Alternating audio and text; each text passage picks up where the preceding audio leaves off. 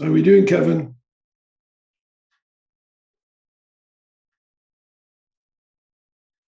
Hello, good evening, and welcome to the TNT Show. I'm John Drummond, and I'm your host for the next 60 minutes. Oh, by the way, we're closing in on 85 shows. 85 shows. And a lot of the success of these shows is down to you, the audience. But at the same time, none of this would be possible without the Indie Live team who are working tonight. And they're also running a show right after this one, which I hope you'll tune in. It's called Scotonomics. And that starts at 8 o'clock. And they need your support. If you like the show and you like the other shows, please go to the crowdfunder and give all that you can.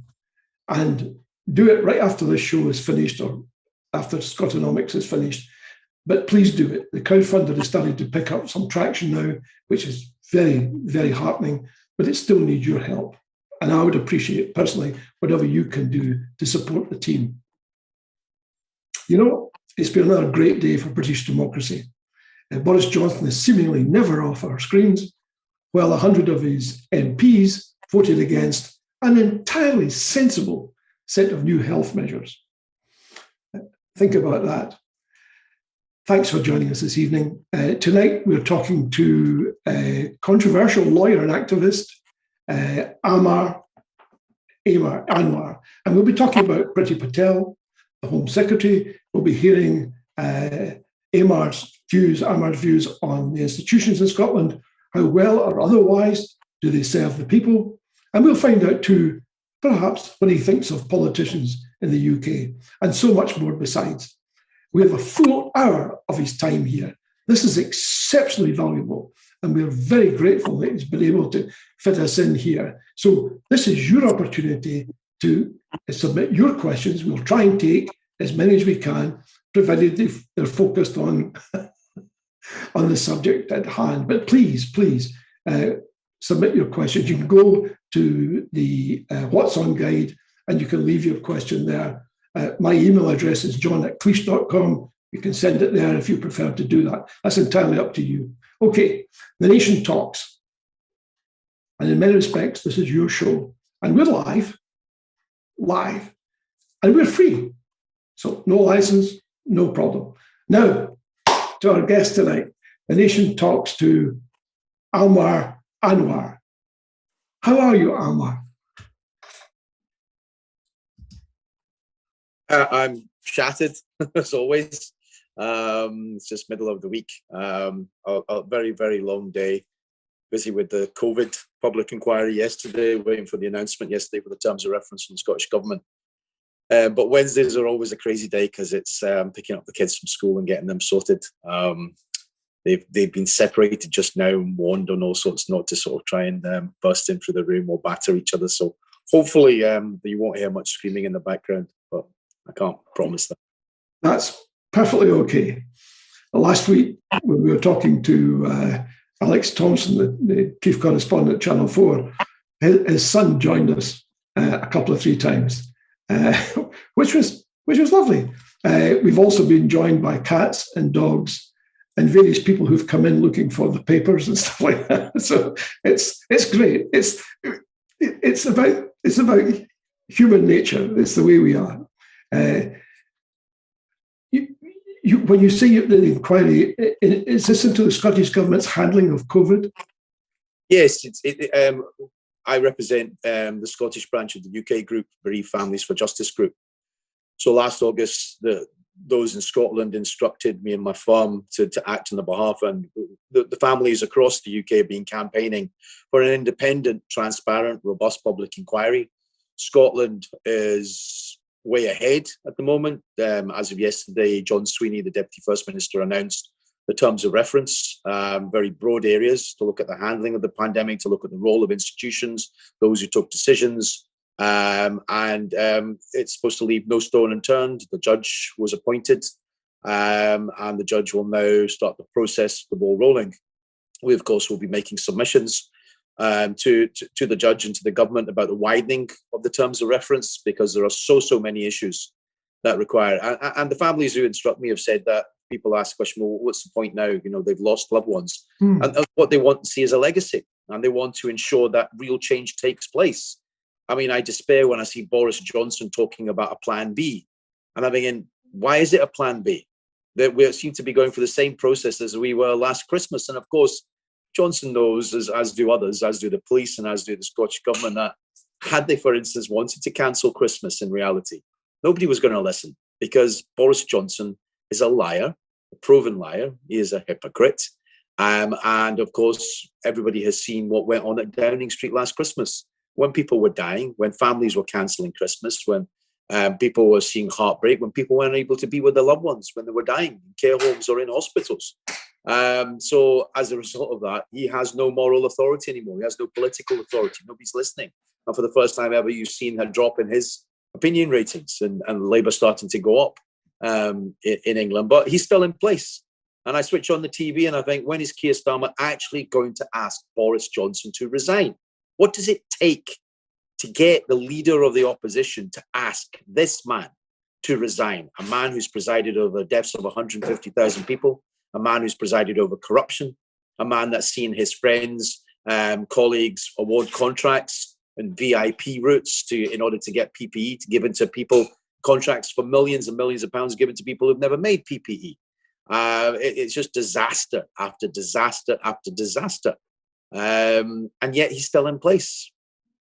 I mean, I was struck by, he promised an investigation into the conduct of the Christmas parties taking place at 10 Downing Street.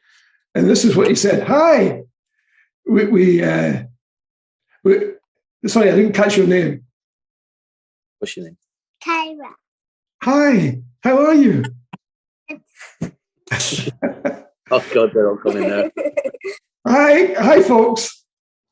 It's Kyra's tomorrow. She turns 7. So here's the serious question. Boris Johnson has organised an investigation into the Christmas parties. Yeah. As I understand it, this is the way it's going to work, is that his principal secretary, head of the civil service, is going to investigate what happened at Christmas last year. He will then report to the Prime Minister. The Prime Minister can decide or not to refer the whole matter, i.e. the outcome, the results of this inquiry, this investigation, to the Met. But the Met have already declared that they will take no action. It's not hugely surprising, is it, that people have a jaundiced view of how justice works in this country? Absolutely. I mean, the fact that the Metropolitan Police came out and said that they don't deal with retrospective breaches of the law, Cressida Dick, the Commissioner, comes as a great surprise to me as a defence lawyer and many lawyers around this country. I mean, this incident's only happened 1 year ago. And they say that, it'd be difficult to gather evidence. And I sort of wonder what exactly goes on at Downing Street. I've only been probably behind the gates twice in my life. And what I know is that it is probably one of the most secure places in the United Kingdom. It has a list. It is the most CCTV that you would ever find anywhere. You have police officers everywhere. You can't get into Downing Street unless you've gone through the security checks, etc. Information is stored and kept. And the idea that somehow the Met doesn't know who walked in right under their noses that day is incredulous. It's incredible. So that's the first thing. So, but it shows the motivation, and one wonders what it is that, what is going on behind the scenes. And then, of course, but as you said, Boris Johnson instructing an investigation. First thing is pretty simple. You don't need an investigation. You're the Prime Minister of this country. You could simply turn around and say, yes, I was there. Or no, I wasn't there. It's one or the other. And were you at that party? Were you at any of those parties that you should not have been at? Any party that was held, whether it's a quiz night or whatever, would not meet the rules. It would be a breach of the legislation. And I cannot see why it is that the Metropolitan Police cannot investigate them other than corruption and power talks and deciding that they're not held to account. But the fact is that the police have relayed, and I know through speaking to individuals in Scotland, the police have relayed the fact that the job is made even harder for them now in terms of trying to enforce rules and regulations. Because people, the first thing they will say is, what about Boris Johnson? Yeah. So that on previous occasions when his chief of staff, Dominic Cummings, breached the rules, and everybody said, well, what about Dominic Cummings? I mean, I sat on the committee that dealt with the coronavirus, the chief constables group that was set up to deal with the coronavirus powers that were utilized. And it was one of the key areas that kept coming up, hypocrisy within the government and how they enforce the rules. If they don't, it's basically one rule for them and one rule for everybody else. One rule for the rich, one rule for the poor. I mean, this sheer arrogance. I mean, they've completely, utterly exposed themselves before. I mean, they had a facade before. But I mean, when people switched on the TV screen, I think it was on Monday at 8 o'clock, I mean, the barrage of abuse that the Prime Minister of this country got, people, absolutely everything thrown at him. Because people thought, I was like thinking, why did you even bother? It's pre-recorded, no press, nobody there. Why not just repeat what you put on the year before, which everybody now knows to be abject hypocrisy? The bottom line, of course, is that everybody's become so focused on number 10 and the Christmas party. And there seems to be, it angers me as somebody whose mother and father have suffered through COVID. Father, nearly died several occasions over the course of the last year and a half, in and out of hospital, got stuck in a care home because my mother got coronavirus. They were down in Liverpool. My sister, who suffers from long COVID, I got COVID some 7-8 weeks ago, despite being double vaccinated, and was extremely ill. And then you see this Prime Minister who's supposed to lead by example. And knowing from speaking to the families who've lost loved ones in the bereaved families group that I represent, and the heartbreaking stories. And it's just sheer anger, disgust, but disbelief that how can he and his government keep getting away with it? Why do the leader of the opposition not just stand up and say, you're a disgrace, you should resign? Why don't the Tories in Scotland say, when they say there's a breach of ministerial code, you have to resign? There's been multiple breaches of ministerial codes when it comes to Boris Johnson's government. Yet for some reason, they get elevated to positions of power, such as Priti Patel, or they're brought back. I mean, I couldn't believe the cheek of Matt Hancock the other day, back on social media, promoting, get boosted now. And I thought, who brought you back? When were you cleared for being brought back and put onto our TV screens after you disgraced yourself, as a health secretary? It doesn't. I want to ask you some questions about the law, but I want to talk about the Constitution as well, because it seems to me this is the root cause of many of these extraordinary events that we're seeing now. But let's take one legal aspect. I'm no lawyer, but I find it deeply worrying that the police are saying we can't go back a year to establish the facts. What they seem to be saying, and I hope I've got this wrong, and I'd very much like your view on this, what they seem to be saying is we can only prosecute somebody or charge somebody or investigate somebody when we actually catch them in the act. We can't do it going back in time to some past behaviour. And I would have thought most crimes are investigated on the basis of past behaviour. All crimes are dealt with on a retrospective basis, and that's why I said, as a defence lawyer, many lawyers in this country, whether it be defence lawyers or prosecution lawyers, were bemused, horrified, and thought, who wrote the script for this? I mean, which moron, because that's the word I would have to use, wrote the script that would allow someone to stand up and say, we can't go back retrospectively? Because then that means in all the cases, I mean, in the last, if I look at the course of my day today and in the last week, all the crimes that I've been, in the defense of in a courtroom, allegations of crime, they all stem from the past. And most of them, quite honestly, most of them actually stem from 2 years ago, from 3 years ago, from 4 years ago. And in individual cases, you'll have cases that are stemming from 30 years ago. In crimes of historical sexual crimes, they will be 30 years, 40 years ago. That doesn't mean the police doesn't investigate. What it requires is motivation for the police, and that nobody stands in their way, nobody stops them. And then what I would be very interested in inquiring, that's why I believe the inquiry will be a whitewash, because it's been instituted by the Prime Minister, who already has a spotlight on him. So why should he be in charge of the inquiry? Why should the inquiry be, if he had any integrity, which he doesn't, then he would have appointed somebody independent and say that it's completely at arm's length. I have nothing to do with this. And these individuals are the ones, who will, it's necessary for them to investigate and not report back to me, but to report back to the nation, or report back to Parliament. That's the way it should have been done.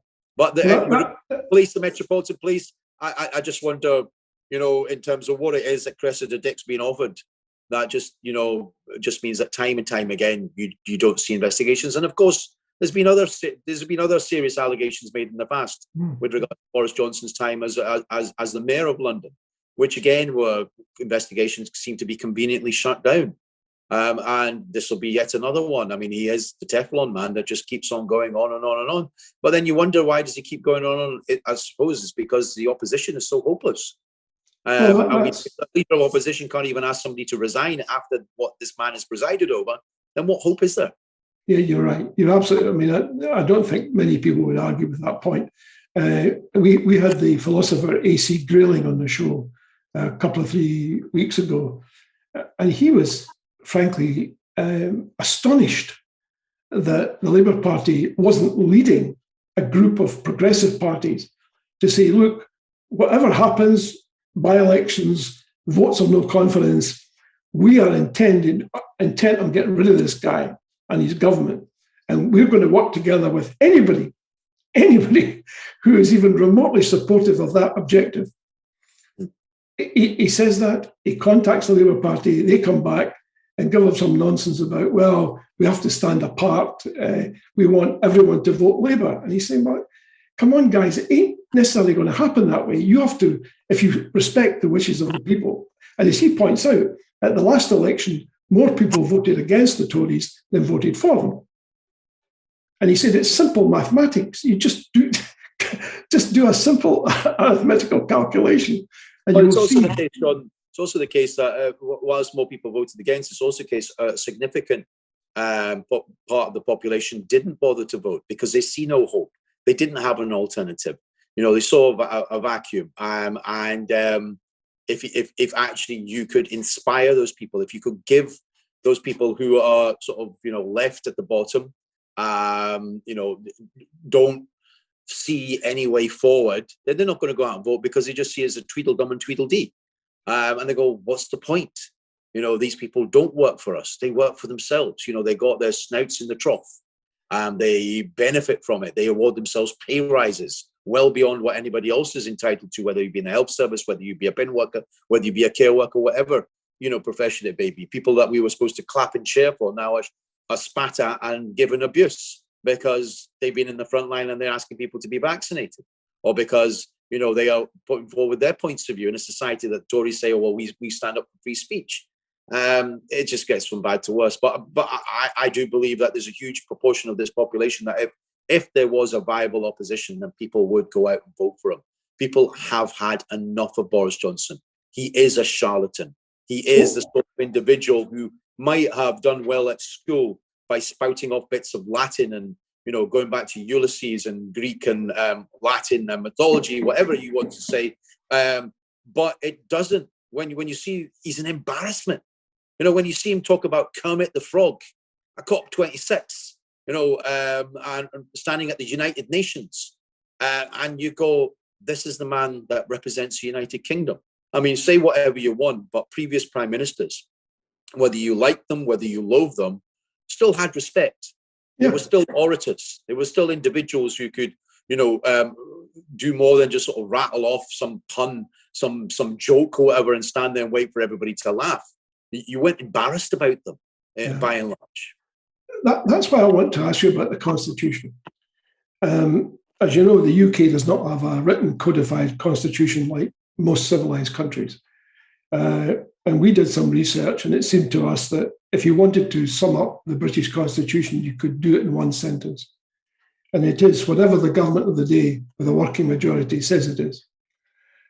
Which means, of course, that a whole raft of things which were once regarded as being abhorrent can now be legislated for.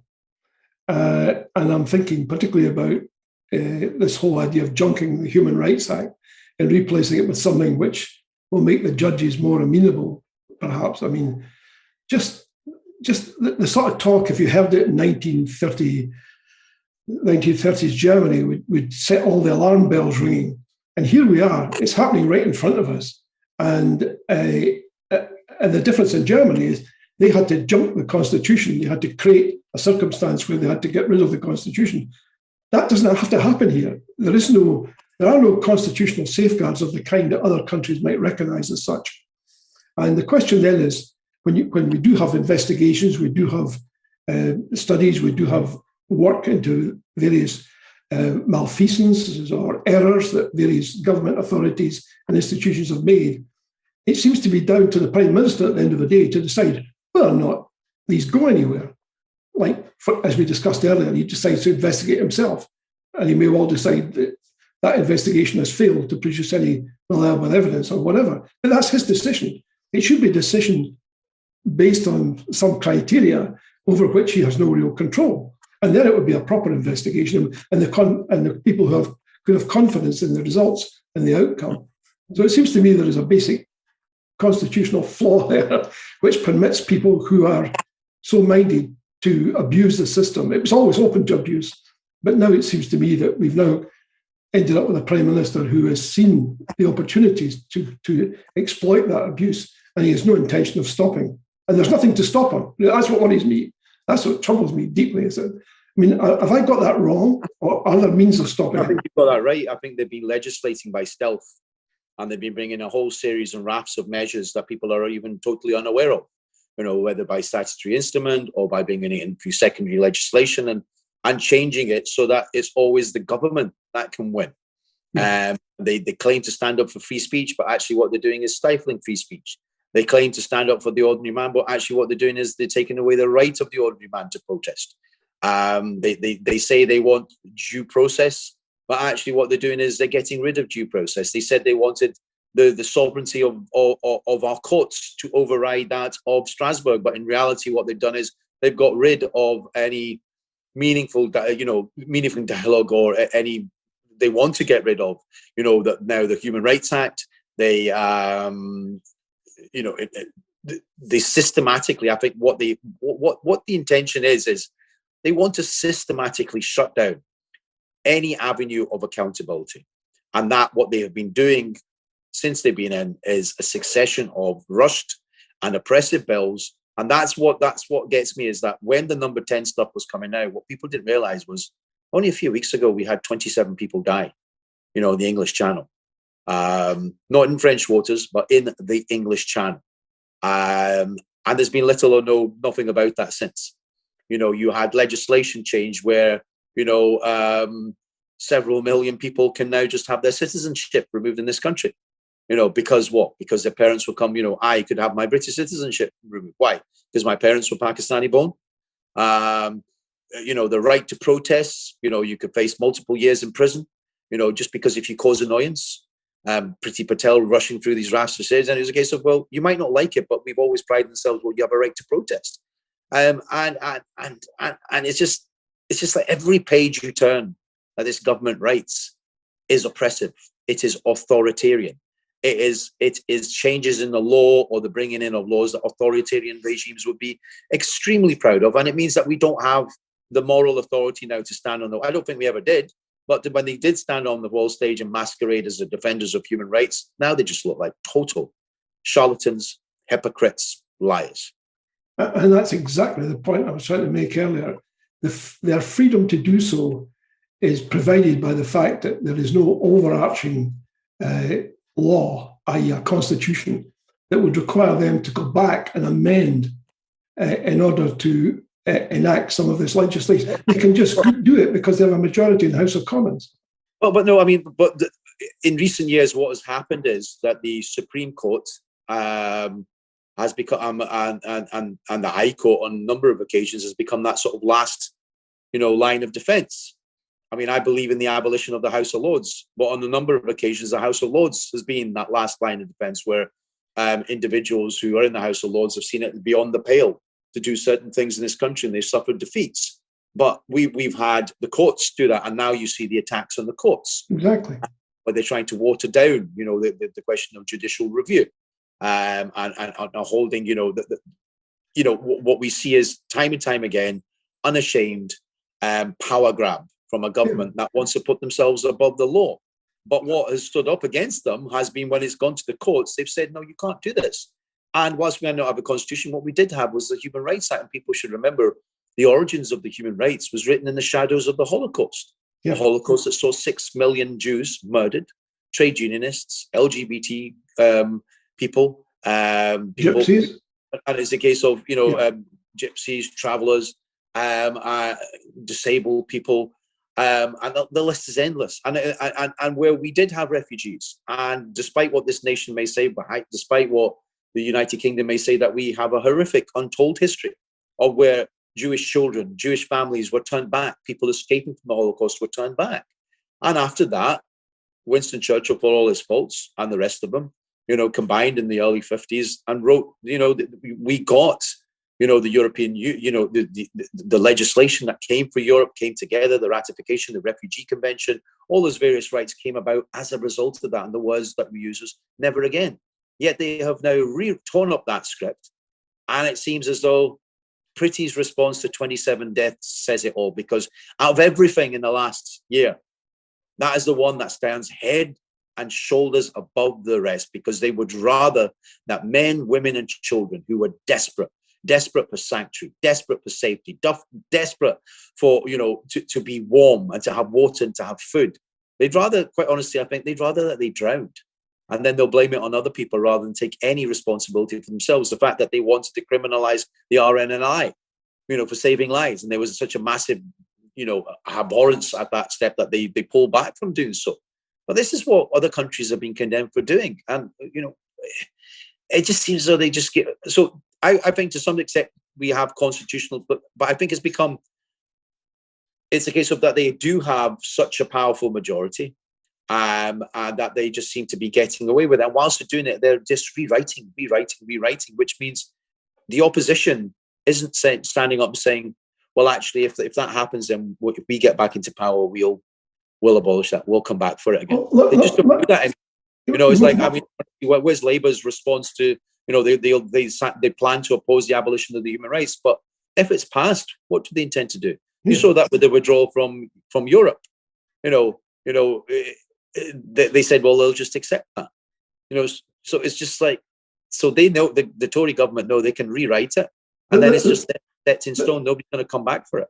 And this bears upon your earlier remarks, which are, the reality is that right now they're going to mess around with human rights. They are messing around with people's citizenships rights. They may decide, if they don't like the courts, to remove some of their powers. They could abolish, if they wanted to, as I understand it, the Supreme Court just by an act of Parliament. Dead simple, gone. Here today, gone tomorrow. They could, in fact, abolish the Labour Party. I mean, this is how serious things are. I don't think people fully understand. If you have a situation where you get a powerful executive and they can do what they like, the chances are they will do what they like, and that's what we're seeing now. What do you, if you were advising the Labour Party just now, what advice would you give them? What you've just said. Well, first of all, is find a spine somewhere and stand up in opposition and stand up for the values and the principles that the Labour Party was founded upon. Stand up for the poor, stand up for the oppressed, stand up for those who don't have voices and speak out for them, and stop sitting there with a Union Jack in the back trying to sort of appeal to the lowest common denominator. What the hell why do they think, have they not even clicked yet why they keep losing elections? Because they've given up on those values. They no longer turn to those, and they try and sort of get to this middle ground, which doesn't get anywhere, because people go for the real thing. They go and vote for the Tories, and they dither about so much, and they spent so much time fighting each other, trying to erase people out of history, people who have a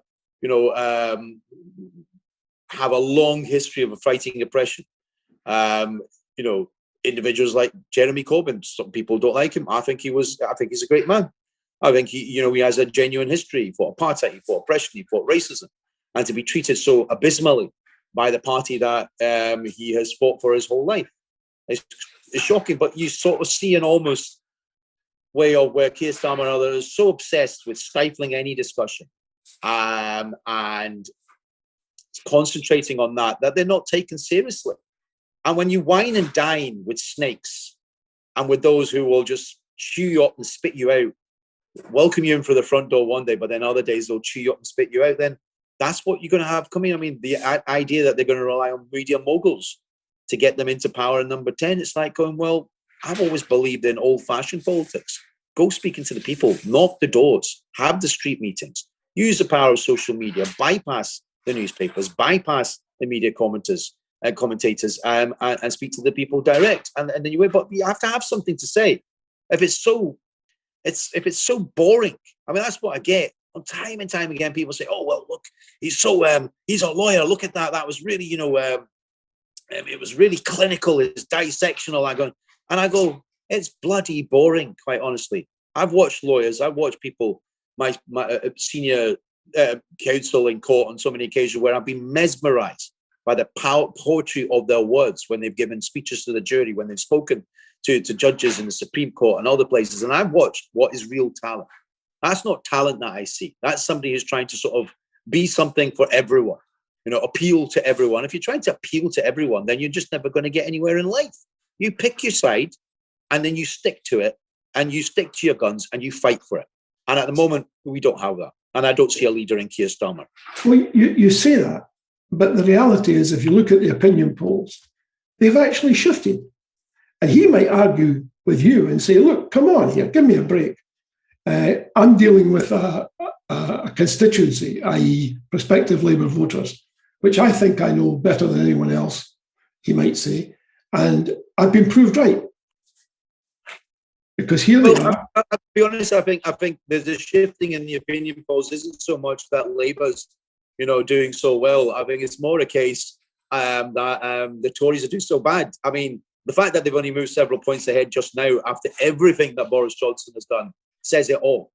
That the shift in the opinion polls has happened as a direct result, culmination of Number 10 Downing Street. Because of the Christmas party, you've seen the shift take place that most people, even those who supported Boris before or didn't like Labour, are just now disgusted. And they go, because COVID has touched everybody's lives. The vast majority of people in this country have suffered in some shape or form. They've either lost a loved one, they've either been ill, or they've had an impact on mental health, or they've seen that children with special needs not accounted for. They've lost their jobs, they've been furloughed, they've seen self-employed people losing their businesses. The list is endless. And then you see somebody who's the Prime Minister exposed, his government exposed time and time again, the hypocrisy exposed, the double standards exposed. So that eventually will have a dent. And I don't think Keir Starmer can stand up and say, oh, that's all because of me. That's because of my great leadership skills. If it was that great, then you know what? If he stood up and just battered into Boris Johnson in that parliament at PMQs one day and said, you should resign. You are a bloody disgrace. You are a liar. And if the speaker wanted to kick him out, I think his opinion poll ratings would shoot through the roof. He may well be suspended for a week, but the people in this country would love him. But he won't do that. Why? Because he'll play it by what he thinks is the rules of the games. But when the rules of the games have now been written by the Tories and been written by the ruling class, then you can't win those games. You can't win them because you're dancing to their tune. Well, yeah, I would agree with that completely. Moving closer to home and a little bit away from Keir Starmer specifically, what's your view of the effectiveness of the institutions in Scotland? Do you think they serve the public well or otherwise, based on your experience? If I view it in terms of the job that I do as a campaigning lawyer, then if I say about Police Scotland, I think on certain respects that they're serving the public well, and in other respects they're absolutely horrific standards. If I look at the prison service, morale is rock bottom. Suicide rates at their highest level ever. They never ever account to anyone. Just 3 days ago, Christine Lindsay, the mother of of William Lindsay, Christine Lindsay, the mother who's my client, her son William Lindsay took his own life in Pullman at the age of 16. He should never have been in prison. He was supposed to go to a secure child's placement. Instead, he ended up in prison, and within the space of 48 hours, he took his own life. Katie Allen, a young woman who was due to be released from prison after a few weeks, took her own life. Many other young people, children, who took their own lives. And I hear lots of sound bites. I hear lots of promises. I hear lots of glib statements about being human rights focused, about standing up for the rights of the children. I'm going, where? Show me who you've prosecuted. Show me which prison governor you've prosecuted. Show me the accountability. Show me the transparency. When I look at Sheikh Ubayo, I saw in this country people standing up and talking about George Floyd and saying Black Lives Matter. And I said, this happened on your own doorstep. Why weren't you out on the streets then? Why weren't you screaming from the rooftops? Where is the accountability? Where is the hundreds of thousands of people marching on the streets and shouting the name of Sheikh Ubayo and saying, not in our name?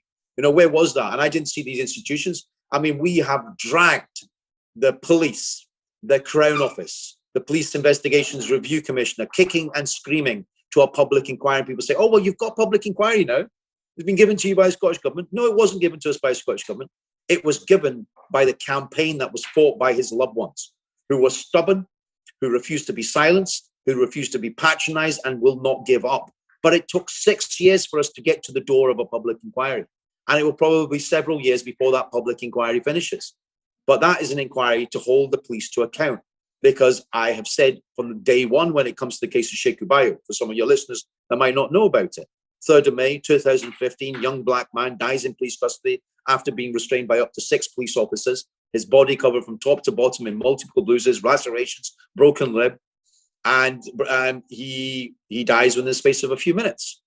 And for 32 days, the police officers involved refused to give statements. And some 4.5 years later, the Lord Advocate of this country refused to bring any charges for any charge against any of the officers involved. And then the family had fought for a public inquiry. We now have that public inquiry. What Sheikh Ubayo's sister said to me was, in George Floyd's case, 4 days of demonstrations put police officers on trial. But 4 years of campaigning in this country didn't get the family justice. What they have is a public inquiry. And what they know is that no police officer will ever face justice for what happened to Sheikh. So that's an example of some of the institutions. In relation to the prisons, you know, it seems to me that we know that time and time again, Linda Allen, the mother of Katie Allen, talks about it as state-sanctioned murder. Now, I think it's rank hypocrisy to talk about other countries when in this country we know that people are taking their own lives because they have no hope. And they're allowed to take their own lives. And the prison service operates on the principle that they don't spend the money, they don't bring in their medical professionals, they never hold themselves to account. People die on their wash. You saw, for instance, the situation with a young man who, for all extent and purposes, looks as though he was beaten to death in a prison, and it was on CCTV and it was in a national newspaper. But all that happened in that was a fatal accident inquiry. And a fatal accident inquiry, time and time again, has shown us never holds anybody to account. So those are just some of the institutions, you know. So you've seen, for instance, the Crown Office recently have to pay out multi-millions to individuals who are involved with Rangers Football Club because they were accused of a malicious prosecution. But I know that there are many malicious prosecutions. There are many innocent people who are in prison today, but they do not have millions of pounds to spend on defence legal teams to take the Crown to task and to do that. And they do not have the perseverance. And many people who become desperate and disillusioned with the system. So for me, the justice system is always the central element of a civilized democracy, and we are failing. If you look at the question of legal aid, I am of a view that my profession, you don't have a justice system without a defense. And people always say, oh, you defend guilty people. We go, yes, sometimes we do, but they are entitled to the presumption of innocence. What sort of system do they want? Something like the Taliban, where you're judge, jury, and prosecution and defense? Or do you want a balance? And what we see is millions and millions poured into the Crown. When you listen to the Justice Secretary, Keith Brown, who doesn't appear to address any of the concerns of the defence bar, that we are seeing a situation where there is no diversity now. People are not joining the profession. People are not coming in from black minority ethnic communities. People are legal aid, is disappearing. People, you could go into the Justice of Peace Court and people are walking about without lawyers because people say, well, we can't actually afford to do it. And people go, oh, well, they make loads of money. They make tons of money. Actually, the vast majority of lawyers don't make money, lots of money. They work till late hours in the night. And I don't expect people to have bleeding hearts for me, for anybody else. But I mean, for the vast majority of lawyers trying to do a job to give somebody a defense, to stand up. I mean, it's not just a defense, it's giving victims rights. It's standing up for women. It's standing up for minorities. It's standing up for refugees. It's doing all those things, giving workers' rights, employment rights. You need lawyers to be able to do that. But it's attack after attack. And those institutions are repeatedly attacked, and they are despondent, and they are demoralized. So on a whole number of fronts, and if you look at the medical system, prior to lockdown, and what I despair about is that when you do go on the attack, and when you do try to hold these institutions to account, the almost instantaneous glib response I sometimes get on Twitter and social media is, well, what about the Tories? If we got independence, we'll do that. This would happen. I went, all right, do you know what? I'll just tell the families that I represent to shut up and sit quietly and not fight for justice, not try and hold the police officers in Scotland, not hold the justice system in Scotland responsible for what happened to their loved ones. Because we should just all wait for independence. No, we fight in the here and now and show what is also possible and say we can do it different. And sadly, we are failing time and time again. We saw that with the hospitals. We saw that with the Queen Elizabeth. You know, I had a client, a mother of clients who died with a fungal infections at a time, and there was lots of uproar, people saying, oh, well, you know, they're trying to do a good job. I appreciate lots of people trying to do a good job, but it's that culture of denial. It's that culture which means that shut down, build walls, patronize people, try and bully them into submission, threaten them with legal action, and maybe they'll go away. And if that doesn't work, then drag out the process for years and years until those individuals like Christine Lindsay either die of a broken heart, even though the last thing she always wanted was justice for her son. 3.5 years later, no sign of a fatal accident inquiry, whatever that's meant to deliver. No corporate homicides charges against, you know, the Scottish Prison Service for what happened to William or to Katie or to many other individuals that have died in those prisons. Now, for me, as a lawyer, a society, a civilized society, is judged by how it, you know, is a justice system, but a justice system is judged by how you treat the vulnerable, how you treat the weak, how you treat the dispossessed, but also how you treat those that society despises. We do not have the death sentence in this country for reasons, for good reasons. But we also shouldn't have state-sanctioned murder. It doesn't mean that when you lock them up, that you just treat them like animals. And tabloids, unfortunately, don't hold them to account. They have this sort of 30-second soundbite, and we're like, lock them up. They deserve to die. This happens and all that. They are usually somebody's son or daughter. They weren't always that way. Society's left behind. I mean, look at the drugs thing. And again, I'm of the view, I mean, I represented Peter Crichton, who did the safe consumption ban. And unfortunately, the Crown decided not to prosecute because we wrote it and said, well, go ahead. If you want to go ahead, prosecute him, but we will defend him in court. And we have the highest rate of deaths in drugs throughout Western Europe. And people's instant response, which partly I agree with, was the Westminster government will not agree to decriminalisation, will not agree to safe consumption. And yes, I agree with that because they're pig-headed. They don't listen to the facts. They don't listen to the evidence. But that still doesn't explain why we have the highest rates of death per head of population. It still doesn't explain why it's shot up. You know, we have control of our justice system. We have control of our policing. I, for one, admire the new Lord Advocate, Dorothy Bain. I think she's one of the best appointments of a Lord Advocate that's come in. But there's the rest of the institution to deal with. So there's lots of institutions that are in trouble. It's almost like they're stale, they're stuck, they're unwilling to move. They're like oil tankers that take years to shift the direction.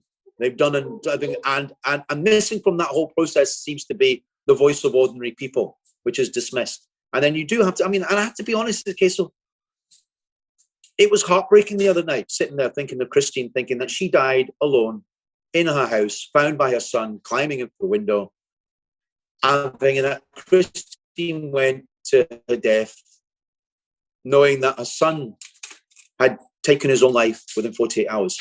But in the last year and a half, 2 of her other children died as well. A mother who lost 3 children in 3 years. And not one politician in this country, not one politician had the courage or the decency to stand up and make a statement and say, this is horrific. We fail Christine Lindsay, and we fail lots of mothers and fathers out there who are looking for justice. And I think, what was the point? So what was the point of those individuals standing up in Parliament and making statements and in tears when William dies, or we need to do better, we'll do this, we're bringing in United Nations, oh, the UK government stopped us bringing this law. Why can't you even deal with the stuff we've got at the moment? Why are you not dealing with that? Why are you not holding them? I'll tell you what, if you send one prison governor on charges of corporate homicide, or individuals start to face a prison sentence, then you will start to see real change. Because at the moment, they're just unaccountable. They know they can get away with murder, quite literally. So, I mean, when you say not one single politician stood up, are you including the opposition as well in that? Yes. I understand why government ministers make I had a text message, to be fair, Bob Doris, who asked me if there's anything that we could do, and I really appreciated that because that came in. But no other politician stood up and said, publicly, in Parliament, gave statements to the newspapers, nothing. It just went as though she didn't exist. She didn't count. It's not in the newspapers. It's not on the TV. And you think, and this mother, it reminds me, at that time when Mr. Choker died, with that case I did years ago.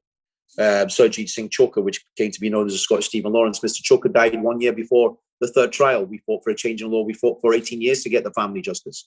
And we eventually did get justice. But Mr. Chokha, I remember carrying his coffin and giving a eulogy at his funeral. And till his dying breath, his words was, "I want justice for my son." That was Christine's words too. "I'll never give up fighting for my son. I want justice." Now, I think it is deeply shameful that has not been addressed in this country, and it still hasn't been addressed. We only saw, I think a week ago or 2 weeks ago, a report by Her Majesty's Inspector of Prisons, Chief Inspector of Prisons, along with other organisations who did a review of deaths in prison. It was a damning indictment of Scottish prisons. They said families are cut out, exclusion, that prison service didn't cooperate with Her Majesty's Chief Inspector of Prisons. This was a review that was ordered by Humza Yousaf. Keith Brown's in place. What does Keith say? Well, knocks it into the long grass. "Oh, we'll have a roundtable discussion in January." Who will be at those roundtable discussions? It'll be the usual men and women in grey suits. It'll be the usual bodies. It'll be those who are in the pay of the government, who are providing the money. And people say, "Oh, this has been anti-Scottish." It's not. I have a bigger dream for what I believe Scotland should become. It should be a beacon for human rights. It should be a beacon for values that people are proud to stand up for. There's no point in condemning the Tories if we don't condemn what's going on in our own backyard. And we're not doing that. I think that makes so much sense. I mean, I can't imagine anyone disagreeing with that. I'm part of a group that's advocating a written constitution for Scotland. So if you're interested, let me know, because I can send you a copy and you can see if it maybe meets those requirements. Because you're absolutely right. There's absolutely no point in creating a new state simply in a pale reflection of what went before, which we know is not adequate to the purpose. We've had a question here from Margaret McGovern. You might want to see this in the context of what you've just been saying, but she's asking, what do you think about self-identification with regards to women's rights? She feels they're being dismantled by the Scottish government. And she said that men can self-identify as women when they're charged with rape. I mean, are you familiar with any of this stuff? Has it crossed your desk? I've seen the toxic debate that's taken place. I've seen people on both sides. I've seen people I've admired on both sides being attacked, ridiculed, condemned, and it's become such a toxic debate that people are scared to speak out. And I think that there are rational views on both sides. I for one, don't agree with the process where a man who is I'll put it out there, if a man is charged with rape, the idea that he can then say, "Well, I'll self-identify as a woman," it is deeply insulting. But if an individual is, I think the point of this is, okay, so when people are talking about these cases, or whatever, also at the same time, they seem to focus completely on this, which I think is, I'll put it out there and say, I think is wrong. But completely focusing in on that issue when actually, by and large, the victims of discrimination, those who have been attacked, those who've been abused, those who've been murdered, in terms of the trans community, are completely horrified and left horrified because everybody's focusing on this issue as though that they are all predators. Now they're all out there to abuse and to harass and to rape women, when actually that's just simply not the case. They have suffered tremendously and they continue to suffer. Even once they've made a transition, they continue to suffer. And I think that has been lost in all of this. But I also think that the way the debate has been conducted, there are people on both sides that should be deeply ashamed, because we seem to have lost sight. There is room for middle ground. There's room also for disagreement. But if somebody disagrees, I don't agree with that idea of that somehow, let's say if it's a woman who's against the self-ID, whatever, and probably given a whole lifetime to fighting for women's rights, all of a sudden to be shouted down. But on the other side as well, I don't agree with people being, I've seen close friends who've been attacked and abused. They've shut down Twitter accounts, they've shut down social media, they've been stalked, they've been the subject of criminal action. And I don't agree with that, what's happened. So I just think it's a mess, is probably what I would say. It's a mess. On that specific question, I can completely understand why men and women would be horrified that somebody would say, well, actually, I'm a woman. But in the context of that, a man who commits rape, goes to court, will be prosecuted for rape. And when he stands up in the courtroom, and if he's found guilty, it will be, whether he says he's a woman or wants to self-identify as a woman, is neither here or there. If the evidence is there, he will go to prison. And that's what will happen to him. Okay. Hopefully. On a very general point, are you proud to be a lawyer? I don't think it's a question of proud to be a lawyer. I think I love the job that I do. I wake up every morning, usually extremely tired. I go to sleep normally about 2-3 o'clock in the morning. I very rarely get sleep. But every day I wake up and every day is a challenge. And it's the people that I meet. I think I'm blessed through the people that I have met in 21 years of being a lawyer and 32 years of being a campaigner. The people that I've met, the families that I've met that have inspired me, that drive me on, that spur me on, that people who've taught me that, justice is a right and not a privilege. Families like the Choker family, families like Katie Allen's family, Christine Lindsay, Clara Ponsati, Professor Clara Ponsati, T.C. Campbell, Tommy Campbell, who fought for years. That was my first big case when I became a lawyer and did his appeal, the Ice Cream Wars case. And so many other people that I've met, over the years, people I've formed friendship with. Mohammed Asif, when he came to Glasgow, an Afghan asylum seeker, some 20 odd years ago, we marched together after the murder of Farzak Dag. We've still got a strong friendship that's remained for that. So I think I'm blessed, but I also think I have a responsibility. And I think lawyers do have a responsibility. It's not just a case of just going on to court. People often try to say, "Oh, you're not really a lawyer. You're a PR guy, or you're a campaigner." Who said? In terms of who says what you're supposed to be or not supposed to be.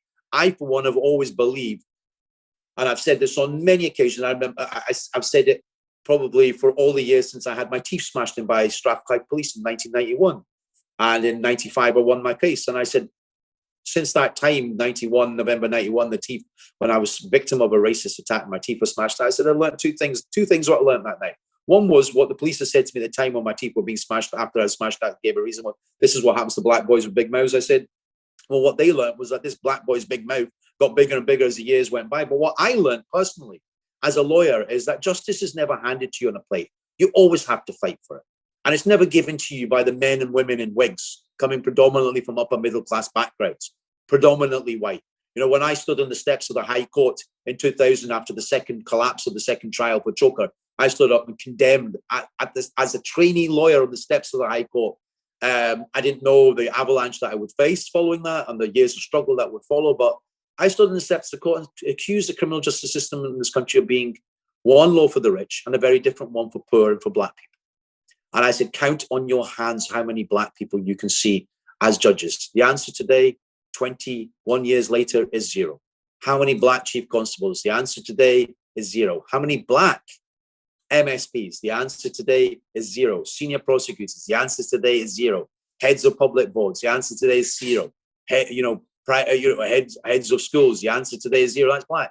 Fair enough. People say, well, you got some Asian, you got here, but it's almost as though, oh well, we got 3 people in Parliament, and we've reached our glass ceiling, so that's the end of it.